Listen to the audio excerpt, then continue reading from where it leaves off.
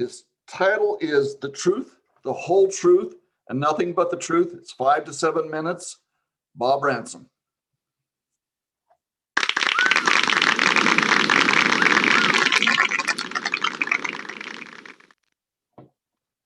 You're muted, Bob.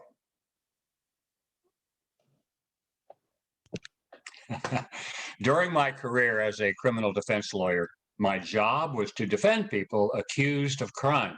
The hardest part of that job was dealing with people who lied.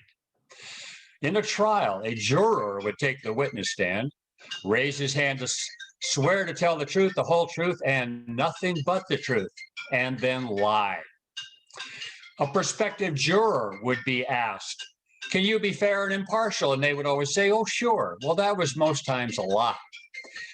The vast majority of cases or people that I dealt with who lied were my own clients. I heard everything from "I did not do it," "It was self-defense," "The gun went off accidentally. I didn't mean to shoot my husband," "I was not drunk when I crashed my car, killing my prom date." And my personal favorite, one of them anyway, was the guy who told me the burglar stabbed my wife 9 times, killing her. And see, he tried to stab me too, but I fought him off. And then he would show me the little cut on his arm, self-inflicted. That guy is still in prison and will die in prison. The only way that I figured out to truly help a client was to get the truth. The truth would open many doors to many solutions. A lie would only open one door, and that door was prison. I used several different methods to get the truth. First of all, to find out if someone's lying, you could check eye contact and body language, but my technique was I would just ask myself one question. If I was in his shoes, would I lie? And if that was the case, then I would have a pretty good idea that this guy was lying. So how to get the truth? Well, the first rule that I figured out was when you ask somebody whether he did it or not or what happened, do not have his mother present, especially juveniles. I would always ask the mother to leave the room. And lying to your mother was not limited to juveniles. And I know this because I lied to my mother. As a matter of fact, when my mother was 101 years old on her deathbed, her mind was sharp as a tack, sharper than mine is today. She said, "Robert, do you remember that hammer you borrowed 5 years ago? Where is it?" So I lied. I didn't know.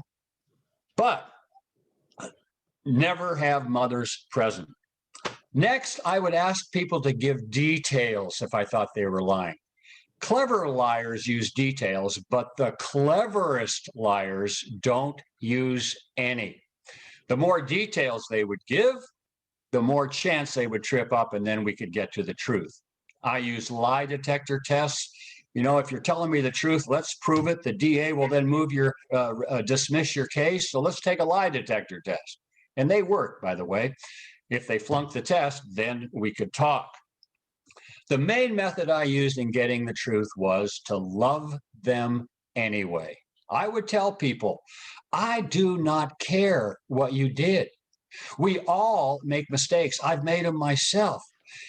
If you tell me the truth, that does not mean we cannot go to trial. It just means you cannot testify. And I never put a witness on the stand to lie, ever. But if a person doesn't testify, then I can poke holes in the government's case and actually increase the chances of winning. When a person took the stand and lied, we usually lost, and that meant prison. What to do with the truth once I got it? The first thing was just help the person. With the truth, I could get them into therapy, alcohol, or other kinds of counseling. And anytime a person walked into my office, I started preparing for sentencing right away. We were either going to lose a trial or lose some kind of conviction or make a deal and plead guilty to something, every case I looked at was a sentencing case. And when people take responsibility and get help for themselves, the chances of going to prison are greatly diminished. The next thing I would do with the truth would be to prepare for trial. All different kinds of cases went to trial. A lot of people were innocent, especially in divorce cases. Spouses would lie about what their spouse did or not do. And there are many cases where there would be no deals offered by the government. It's either guilty or trial. So we'd go to trial. And quite frankly, I derived great pleasure in beating the government after they refused to negotiate. And a lot of cases went to trial simply because I had a real stupid client, maybe still lying to his mother. I have come to believe that there is a cost to everything, and there is a cost to lying. There's an old proverb, it might even be a biblical quotation, I'm not sure on this, but the saying is, or the proverb says, you shall know the truth, and the truth shall set you free. My take on that is, you shall know the truth, and the truth will make somebody mad. My advice, tell the truth, the whole truth, and nothing but the truth, no matter what. People who are angry will get over it, and your mother will love you anyway. If you tell the truth, you may make somebody angry, but you will feel free. You can live the rest of your life without feeling like you've got a sack of rocks tied around your neck. And you may even avoid going to prison. Mr. Toastmaster.